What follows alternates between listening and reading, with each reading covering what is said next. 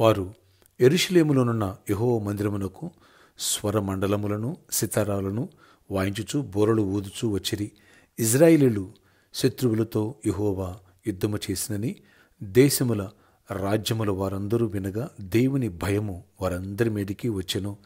ఈ ప్రకారము అతని దేవుడు చుట్టూనున్న వారిని జయించి అతనికి నెమ్మదిని అనుగ్రహింపగా యెహోషాపాతు రాజ్యము నిమ్మళముగా ఉండెను. 2 దినవృత్తాంతములు 20వ అధ్యాయము 28 నుంచి 30 వచనం వరకు. Praise Jesus. ఇక చూడండి, ఎవరైతే దేవుని యథార్థ హృదయముతో ఆశ్రయిస్తారో, అనుకరిస్తారో వారిని తన కుమార్తెలుగా దేవుడు స్వీకరిస్తాడు. యెహోషాపాతు యథార్థంగా దేవుడి మీద ఆధారపడ్డాడు. 3 దేశాలు శత్రువులు వచ్చి చుట్టుముట్టేశారు. కానీ దేవుడు వైపు ఎప్పుడైతే యెహోషాపాతు తగ్గించుకొని విశ్వాసంతో ప్రార్థించాడో అద్భుత రీతిలో వారే పొడుసు చచ్చిపోయారు. వీళ్ళు ఆరాధన చేస్తూ ఉంటే వారందరి మీద గొప్ప జయాన్ని ఇచ్చాడు. అంతేకాదు, వారు విస్తారమైన ధనాన్ని శత్రువుల దగ్గర దోచుకున్నారు. గొప్ప ఐశ్వర్యం, గొప్ప ఆశీర్వాదం, గొప్ప దీవెన వచ్చింది. అంతే చుట్టూనున్న వారందరికీ భయం కలిగిందంట. యెహోషాపాతు మీద యుద్ధానికి వెళ్ళడానికి ఎవ్వడికీ ధైర్యం సరిపోలేదు. ఎందుకని? దేవుడు యుద్ధం చేస్తున్నాడు. వాళ్ళ వెనకాలన్న దేవుడు మనం వాళ్ళని ఏమీ చేయలేమనే భయం వచ్చేసిందంట. అందుకనే చుట్టూరున్న వారందరికీ దేవుడు నెమ్మది కలిగజేశాడట. యెహోషాపాతు రాజ్యం నిమ్మళముగా ఉందట. ఇలాంటి నిబ్బరం నా జీవితాల్లో పరిచర్లో దేవుడు ఇచ్చునుగాక. కుటుంబాల్లో ఇట్లాంటి నెమ్మది దేవుడు దయచేయనుగా. శత్రువుల గుండెల్లో గుబులు పుట్టించునుగాక, భయము కలుగ చేయనుగాక.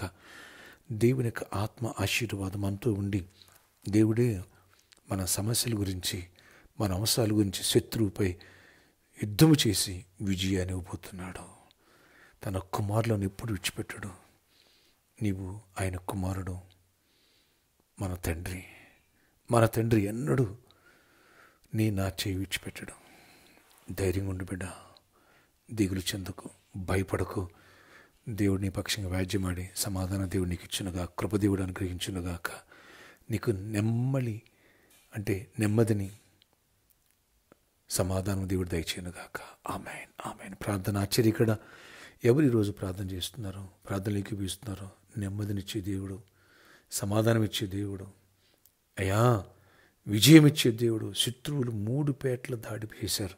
అయినా శత్రువులే కొట్టుకు తెచ్చారు తప్ప యెహోషాపాతు స్తుతించుకుంటూ నేను గనపరుచుకుంటూ వెళ్ళారయ్యా, పాటలు పాడుకుంటూ. అంటే ఇక్కడ వర్షిప్ చేస్తూ ఉంటే అక్కడ విజయాన్ని ఇచ్చేసావు. అవును నాయన, నీవైపు చూస్తూ వర్షిప్ చేసే కృప మాకు దయచేయండి. మా తండ్రివి, నీ బిడ్డలైన మాకు ఎప్పుడు విజయాన్ని ఇస్తావు.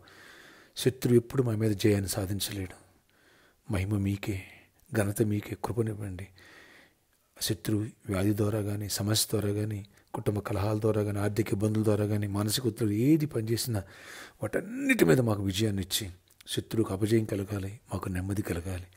అలాగే పరిచయలో కూడా నెమ్మది కలగాలి. అన్ని విషయాలు కూడా దీవెన ఇచ్చి సమాధానం ఇవ్వండి నాయన. ఈ సర్కస్ గ్రౌండ్ వాళ్ళకి మంచి మనసు ఇచ్చి వాళ్ళు మార్చి 2nd వీక్ వరకు నాయన యాక్సెప్ట్ చేయడానికి సహాయం చేసి కృపనివ్వండి. ఏ చీకటి ఆత్మనాడు ప్రభావాలు ఎక్కడ అందరం కలిసి ప్రార్థిస్తున్నాం.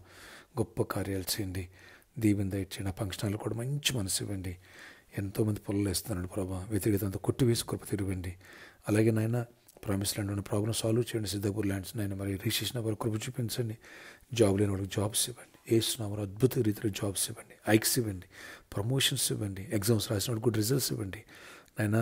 మరి గ్రూప్ 1, గ్రూప్ 2 ఎగ్జామ్స్ ఉన్నాయి, వాటి కూడా సిద్ధపరచండి. నర్సింగ్ ఈ పోస్టులు రాశారు, గతంలో కూడా రాశారు, వాళ్ళు కూడా కృపనివ్వండి. దివ్యకు కూడా మంచి నాయన సీట్ ఇవ్వండి. మెరాకిల్ చేయండి. ఐఎంలో అందరి పట్ల దీవెన ఇచ్చి గొప్ప కార్యాలు చేయండి. ఎవరు వ్యాధులు వారు స్వస్థపరచండి, ఎవరు అవసరాలు తీర్చండి, ఎవరు బర్త్డే వెడ్డింగ్ అనుసరిపోయిన వాళ్ళు దీవించి దీర్ఘాయుష్ కృపే సమాధానం ఇచ్చి నడిపించుకొని ప్రతి కుటుంబంలో నెమ్మదినివ్వండి.